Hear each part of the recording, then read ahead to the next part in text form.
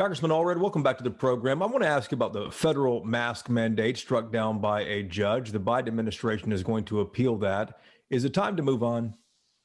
Well, I think it is time to allow folks to decide for themselves whether or not they want to wear a mask. I do think it's important, though, for the CDC to have the ability to impose requirements going forward for other pandemics that may come along, or unfortunately, if this pandemic has another variant that pops up, we still need to be able to have ways to protect our people. So that's where I think the appeal comes in, is just to maintain that ability. But I do think it's time for us to allow folks to make their own choices when traveling about whether or not to wear a mask. Congressman, President Biden announced that Title 42 is ending next month. Been in the news a lot lately. That gives Border Patrol the right to turn asylum seekers around, using the pandemic as an excuse there. Some Democrats, though, now want to keep it in place. Where do you stand on this? Yeah. Well, Title 42 is a public health measure.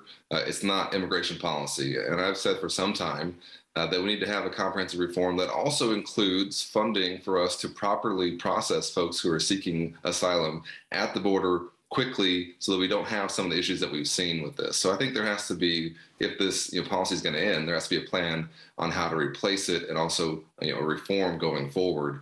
I hope that we can do that in a bipartisan fashion. I know our business community here in North Texas is basically dying for us to have a comprehensive immigration reform, because they need the workers and they want to see us reform our immigration system so that it works better for our economy. Does the president need that plan in place first before revoking Title 42? I think we need to hear where we're going to go from here on immigration. And I think we need not be afraid to talk about it, particularly for us in Texas. We deal with this, of course, every single day. My grandfather was a customs officer after the Second World War. My family grew up in Brownsville. I know that this has gotten really out of hand, to the point where not only when we're talking about undocumented immigration, but folks who want to come here, contribute to our economy, maybe come here as students and stay here, are not able to do so. That's really why we need to have a comprehensive reform here that commits resources to the problem at the border, yes, but that also makes our immigration system work better for our economy as a whole. Congressman, you are leading a bipartisan bill to build and upgrade VA hospitals all across the country. Dallas would get a new spinal cord injury center for veterans. El Paso would get an entirely new VA healthcare center, but there are projects from New York, Mississippi, Missouri, Oklahoma, all the way to California involved here. Is there support in Congress to get something like this passed? I think so. And I really want to thank Jake Elsie for working with me on this. This is really born out of us flying back together to Fort Worth on Air Force One, back and forth for a veterans press conference and event with the president, and we got to talking about ways we could work together for our veterans here in Texas. As most folks know, we have a lot of veterans in our state. We're the second highest veteran population in the country. We'll be number one very soon.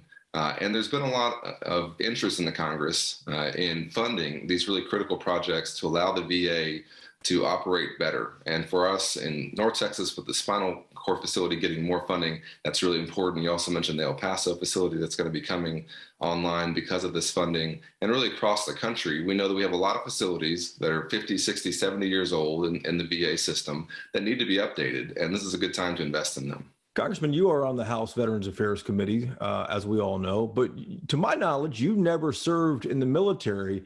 Why have you made it a focus to work so hard on veterans issues and VA hospitals all across the country? Well, I think we have a sacred commitment to our veterans. As a former football player, I do think there is kind of a kinship between football players and veterans, and some of the things that after our careers that we deal with, and also during my career, we did a lot of things with active duty folks and with veterans while I was playing, and so for me, it's something that's natural. I'll tell you, there's really, for me, in my time in Congress, there's been no more rewarding issue than seeing the impact we've been able to have with our veterans. It's been bipartisan. I've been able to get folks from very different, I would say, political viewpoints at times to join me on pushing for these issues. And it really has helped move the ball for a lot of our veterans, not only here in North Texas, but across the country. And I'm really proud of that. Congressman, thank you for the time. Yeah. Thanks, Jason.